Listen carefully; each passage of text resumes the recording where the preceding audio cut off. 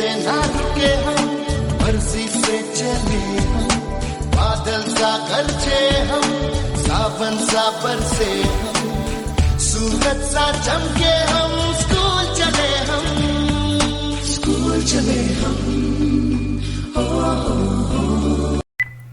Good morning students, welcome in NSQF IT classes. आज हम इसमें स्प्रेडशीट का चैप्टर नंबर 7 करेंगे, जिसका जो टॉपिक है वो है मर्ज वर्कबुक।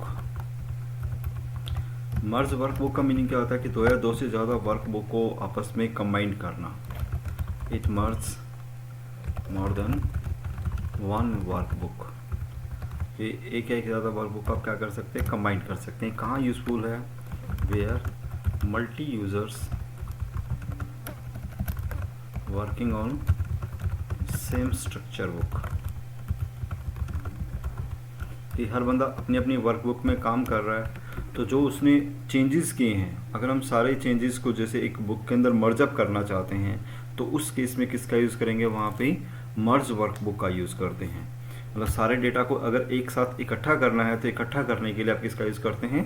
मर्ज वर्कबुक का यूज़ करते हैं। तो पहले हम दो फाइल बनाते हैं। जैसे फाइल में गए, न्यू, एक स्प्रेडशीट बनाई हमने।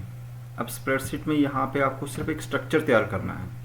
अब स्ट्रक्चर कोई भी हो सकता है, जैसे कि जैसे आई कोड डाल दिया हमने यहाँ पे, आइटम कोड हो गया, आइटम का नेम है, क्वांटिटी है, रेट है। इस टाइप से हमने 4 फील्ड डाल दिए। सिर्फ एक स्ट्रक्चर तैयार करना है।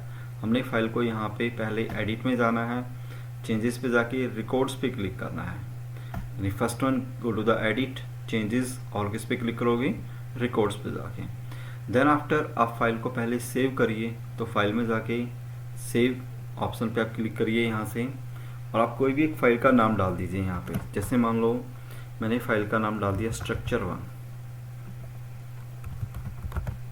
ये हमारी फर्स्ट फाइल हो गई। अब इसी फाइल को मैं दोबारा सेव कर देता हूँ, तो फाइल का नाम क्या डाल दिया मैंने यहाँ पे? दोबारा सेव एज किया मैंने, और यहाँ पे एक नया नाम डाल दिया मैंने, स्ट्रक्चर 2। अब मेरे पास दो अलग अलग फाइल हो गई, एक स्ट्रक्चर 1 और एक स्ट्रक्चर 2। अब मैं स्ट्रक्चर 2 फाइल में जाकर के कोई भी रिकॉर्ड डालता हूँ। जैसे आइटम कोड डाल दिया मैंने I001, प्रोडक्ट नेम सर डाल दिया मैंने, MRP 1299, कितने पीस खरीदे? मान लो 3 पीस।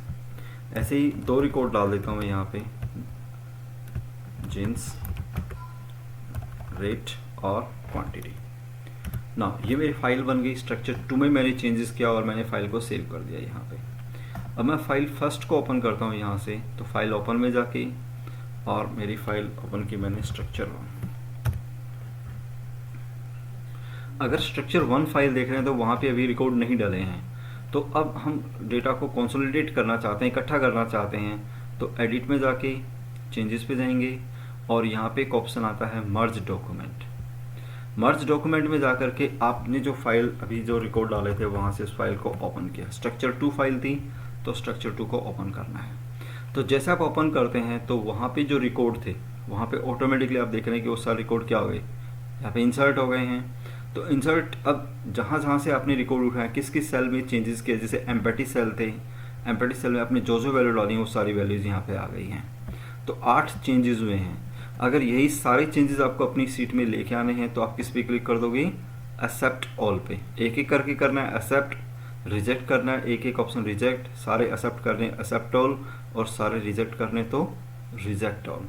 तो एक्सेप्ट ऑल कर दीजिए। तो जितने भी आपने पॉइंट डाले थे वहाँ पे वो सारी जो चीज़ें जो स्ट्रक्चर 2 फाइल में थी वो कहाँ पे आ गई? स्ट्रक्चर 1 में भी आ गई। तो ये जो हमारा चैप्टर था, ये चैप्टर नंबर कौन सा था? हमारा 7, जिसमें हमने क्या यूज़ करना सीखा बेसिकली, कि आपस में 2 वर्कबुक को मर्ज अप कैसे करते हैं। तो ये हमारा चैप्टर नंबर कौन सा हो गया? 7।